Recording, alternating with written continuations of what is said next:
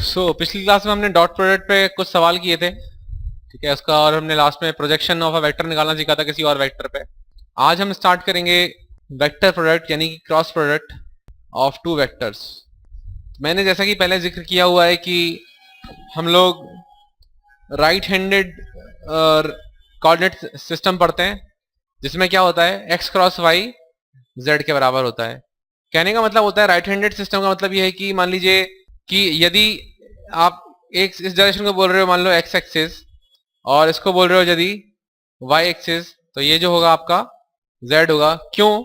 इसका मतलब ये होता है कि यदि आप कोई स्क्रू लेते हैं, मान लीजिए कोई स्क्रू लेते हैं, मान लीजिए मैं स्क्रू ऐसे ले रहा हूँ, ये कोई स्क्रू है मेरा, ठीक है, स्क्रू के ऊपर नेल्स हैं इस तरह से, ठीक है, और यदि मैं स्क्रू को इस तरह घुमाऊंगा ऐसे करके, ठीक है, यानी स्क्रू को मैं x की तरफ से y की तरफ घुमा रहा हूं, x से y की तरफ घुमा रहा हूं, तो मेरा स्क्रू किस तरफ घुसेगा? z की तरफ तो घुसेगा। इसको बोलते हैं राइट हैंडेड स्क्रू सिस्टम, ठीक है। तो basically when you rotate the screw positive x axis से, जब आप उसको y की तरफ रोटेट करोगे तो वो आपका ऐसा लगेगा आपको कि जैसे वो z डायरेक्शन की तरफ एडवांस कर रहा है। उसी तरीके से यदि आप राइट हैंड सिस्टम से बोलो, राइट हैंड रूल जो होता है अपना क्रॉस प्रोडक्ट का, वो ये कहता है कि यदि आप x की तरफ अपनी चारों उंगलियां रखते हो राइट हैंड की, ठीक है, मान लीजिए जैसे कि आपका ये अंगूठा है, ये आपका हाथ है, और आपकी चारों उंगलियां हैं, वो आप अपनी x की तरफ रखते हो और उनको y की तरफ घुमाते हो, तो आपका अंगूठा किस तरफ आएगा? ऊपर की तरफ आएगा, ठीक है। यानी अगर आप अपनी उंगलियों को ऐसे घुमाते हो तब भी आपका जो आता है वो z की तरफ आता है। सो ये होता है right handed rectangular coordinate system. कई बार शॉर्ट में इसको राइट हैंडेड कोऑर्डिनेट सिस्टम भी बोला जाता है, जहां पे x क्रॉस y क्या आएगा? z आएगा, ठीक है। अगर लेफ्ट हैंडेड होता क्या होता?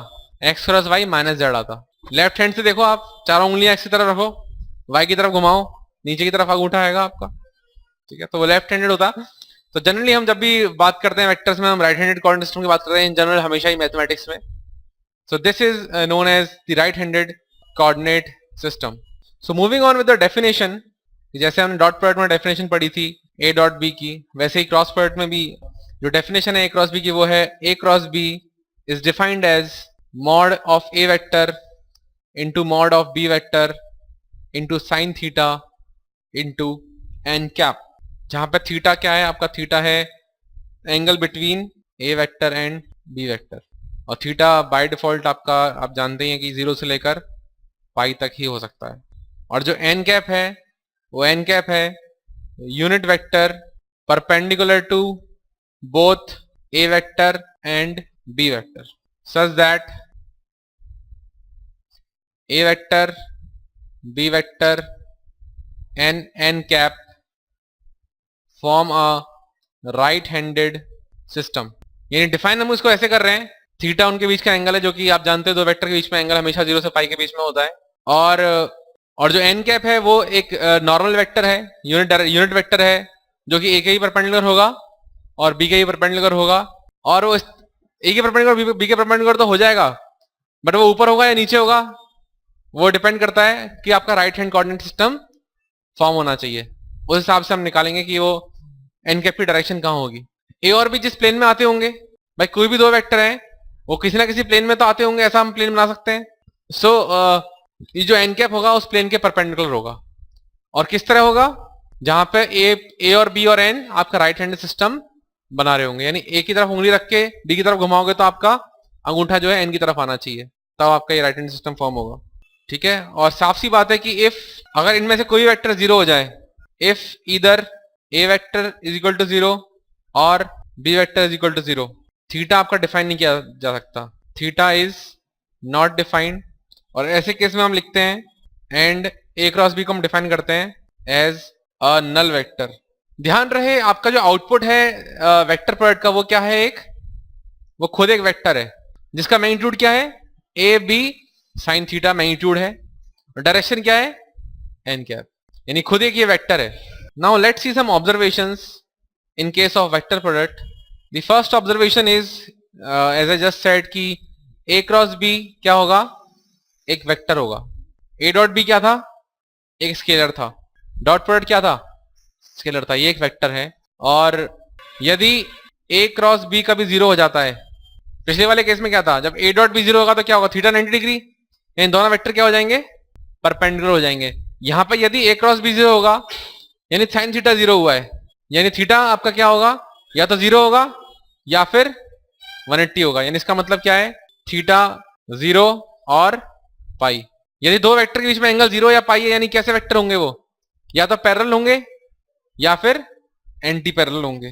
That is a vector is either parallel और anti parallel to be vector. तो ये दूसरा ऑब्जर्वेशन है। यानी यदि हमें दो वेक्टर को पैरेलल प्रूव करना हो या एंटी पैरेलल प्रूव करना हो, इन दोनों का कंबाइंड क्या होता है, कोलिनियर। कोलिनियर का मतलब क्या होता है, सेम लाइन पे आने चाहिए, चाहे आप पैरेलल हो चाहे फिर एंटी पैरेलल हो। यानी आप इसको ये भी बोल सकते हो ये क्या है, कोलिनियर हो। इन दोनों से कंबाइन करके हम बोल सकते हैं कि वो कोलिनियर हो। थर्ड ऑब्जर्वेशन है कि जो म्यूचुअली परपेंडिकुलर वेक्टर्स हैं, जैसे मान लेते हैं एक्स वाई जेड हम लेते हैं, एक्स में यूनिट वेक्टर क्या होता है, आई कैप, वाई में जे कैप, इसमें जे कैप, ठीक है। तो हम जानते ही हैं कि जब आप देखते हो कि यदि आपका थीटा पाई बाय 2 होता है, यानी वेक्टर्स कैसे हो जाएंगे, म्यूचुअली परपेंडिकुलर हो जाएंगे। यानी उस केस में जो ए क्रॉस बी होगा वो क्या हो जाएगा, mod A into mod B sign 90 क्या हो जाएगा, 1 हो जाएगा। यानी ऐसे केसेस में यदि आप निकाल के देखो कि आई क्रॉस जे कितना आएगा, दोनों वेक्टर कैसे हैं, परपेंडिकुलर हैं, और हमको right handed coordinate system follow करना है, तो क्या आएगा, मॉड आई 1 मॉड जे 1, यानी 1 आ जाएगा। ये मैग्नीट्यूड तो 1 आया, डायरेक्शन क्या आएगी, ठीक है, ये तो मैग्नीट्यूड तो 1 आ गया, डायरेक्शन तो एन कैप रखनी पड़ेगी ना। डायरेक्शन क्या होगी इसकी, आई क्रॉस जे की डायरेक्शन हो जाएगी के कैप, यानी 1 इंटू के कैप आ जाएगा, यानी कुल मिला के के कैप आ जाएगा। उसी तरीके से आप देखोगे जे क्रॉस के क्या आएगा, आई कैप, और के क्रॉस आई, इसके लिए आपको वो तरीका याद रखना है सर्कल वाला, ये आई है, ये जे है और ये के है। जब भी आप इस ऑर्डर में चलोगे तो आपका प्लस साइन आएगा, और जब भी आप ये ऑर्डर ब्रेक करोगे तो आपका माइनस साइन आएगा। आई क्रॉस जे क्या होगा, के, जे क्रॉस के क्या होगा, आई, और के क्रॉस आई क्या होगा, जे। जब भी आप उल्टा करोगे तो क्या आएगा, माइनस साइन आ जाएगा। तो यानी ये हो गया आपका।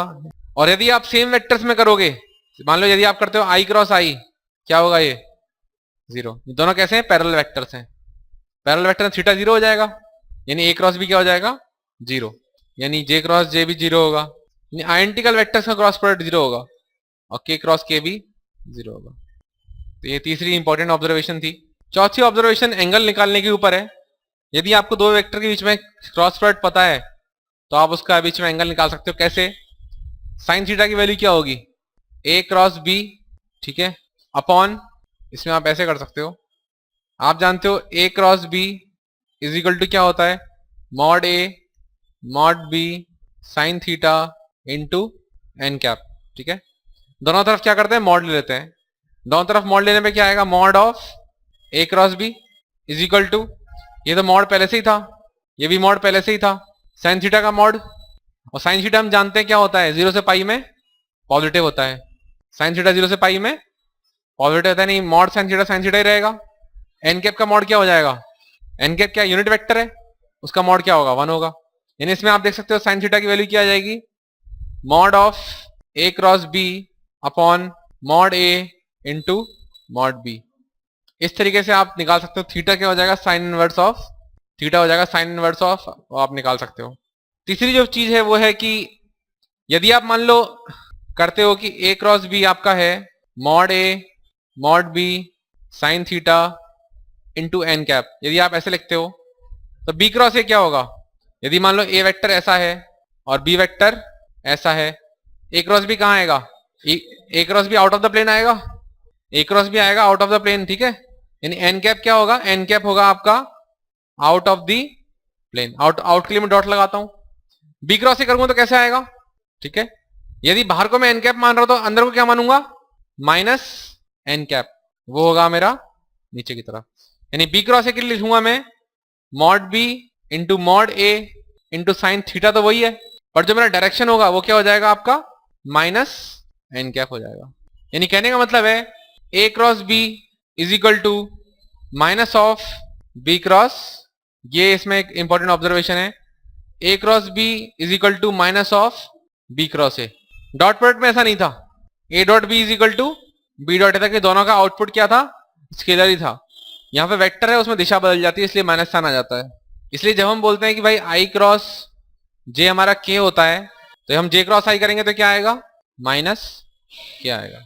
उसी तरीके से जब हम बोलते हैं जे क्रॉस के हमारा आई आएगा, तो के क्रॉस जे हमारा माइनस आई आता है। और जब हम बोलते हैं कि हमारा के क्रॉस आई जे आएगा, तो आपका जो आई क्रॉस के है वो आपका माइनस जे आएगा। तो ये रूल भी उसको जस्टिफाई करता है। अगला ऑब्जर्वेशन है कि यदि हमें एक ट्राइंगल की एडजेसेंट साइड्स दी हो इन अ वेक्टर फॉर्म, कि मान लो एक ट्राइंगल है आपके पास, ये ट्राइंगल है मान लो ए बी सी, और ट्राइंगल की जो ए बी साइड है वो मान लो मुझे पता है कि ये वाली साइड है मेरी बी वेक्टर, और मान लो मुझे ये पता है कि जो मेरी एसी साइड है वो है मेरी ए वेक्टर, ठीक है। तो इस ट्राइंगल का जो एरिया होगा वो होगा हाफ ऑफ मॉड के अंदर ए क्रॉस बी, यानी ए क्रॉस बी निकालिए, उसका मॉड करिए, उसका हाफ करिए, आपका एरिया आ जाएगा। ये मैं कैसे प्रूव कर सकता हूं, यदि मैं सी से एक परपेंडिकुलर डाल दूं बेस पे, और ए और बी के एंगल में, ए और बी के बीच में एंगल दिया हुआ है थीटा, ए वेक्टर ऐसा है, बी वेक्टर ऐसा है, दोनों के बीच में एंगल कितना है, थीटा है। तो आप मुझे बताइए एरिया क्या होता है, प्रूव कर लेते हैं इसका। एरिया होता है half base into height, A B into, ये मान लेते हैं डी है, half A B into C D. A B क्या होगा, हाफ ए बी होगा बी वेक्टर का मॉड, यानी हाफ बी वेक्टर का मॉड। सी डी क्या होगा, अगर आप देखो साइन थीटा की वैल्यू क्या है, sine theta is equal to है C D upon mod A vector, sine theta की वैल्यू है C D upon mod A vector, यानी सी डी क्या हो जाएगा, mod A vector sine theta, ये mod A vector sine theta. और ये जो क्वांटिटी आई है आपके पास मॉड ए मॉड बी साइन थीटा, ये क्या होती है, ए क्रॉस बी का मॉड, क्योंकि यदि आप ए क्रॉस बी का मॉड करोगे तो क्या आएगा, ये तो आएगा ही आएगा, एन कैप का मॉड क्या हो जाएगा, 1 हो जाएगा। यानी इसको मैं लिख सकता हूं half of mod of A cross B. ये काफी काम आता है ये फॉर्मूला, यानी दो ट्राइंगल की दो एडजेसेंट साइड्स दी हुई हैं, ध्यान रहे ये एडजेसेंट साइड्स है, a vector and B vector are adjacent sides, लिख लीजिएगा नोट बना के, a vector and B vector are adjacent side, आजू बाजू वाली जो होती हैं। तो इसका जो एरिया होगा हाफ ए क्रॉस बी का मॉड करना है आपको, ए क्रॉस बी का जो भी साइन आएगा नेगेटिव उसको पॉजिटिव कर देना, बिकॉज एरिया हम बाय डिफॉल्ट पॉजिटिव ही लेते हैं। नेक्स्ट केस ले रहे हैं 7वां ऑब्जर्वेशन पैरेललोग्राम का, एरिया ऑफ अ पैरेललोग्राम, वो पिछला वाला था एरिया ऑफ अ ट्राइंगल। मान लीजिए आपके पास एक पैरेललोग्राम है जिसकी अपोजिट साइड्स आप जानते हैं पैरेलल होती हैं, और इसको मैं नाम देता हूं ए बी सी और डी, और ए बी को बोलते हैं लेट्स से बी वेक्टर। तो ए बी यदि बी वेक्टर है तो डी सी भी क्या हो जाएगा, बी वेक्टर हो जाएगा, सेम ही तो है। और ए डी को बोलते हैं ए वेक्टर, तो ये अगर ए डी ए वेक्टर है तो ये भी क्या होगा, बी सी भी ए वेक्टर होगा। और हम जानते हैं जो एरिया ऑफ पैरेललोग्राम होता है कैसे निकालते हैं, यदि मैं इसे परपेंडिकुलर डालू, इसको बोलता हूँ ई, तो हम जानते हैं कि जो एरिया होता है पैरेललोग्राम का उसको हम कैसे लिखते हैं, बेस इंटू हाइट। बेस क्या होगा आपका ए बी इंटू हाइट क्या होगी आपकी डी। ये होता है किसी पैरेललोग्राम का एरिया, बेस इंटू हाइट, यानी बेस हो गया ए बी और हाइट हो गई आपकी डी, ठीक है। ए बी क्या हो जाएगा, ए बी हो जाएगा मॉड ऑफ बी वेक्टर, और जैसे हमने पहले निकाला था ये एंगल होगा थीटा आपका, और डी क्या हो जाएगा मॉड ए साइन थीटा, मॉड ए साइन थीटा हो जाएगा। और ये जो चीज बन के आ रही है ये आपके पहले की तरह बन के आ रही है mod of A vector cross B vector, यानी ये फॉर्मूला होगा आपका area of a parallelogram. A cross B का मॉड निकालो यदि आपको एडजेसेंट साइड दी हुई है ए क्रॉस बी, यहाँ पे भी आप नोट करके लिख लीजिएगा a vector and B vector are adjacent sides of a parallelogram. उसके केस में था हाफ ए क्रॉस बी का मॉड, और यहाँ पे है ए क्रॉस बी का मॉड। तो ये कुछ ऑब्जर्वेशंस थे और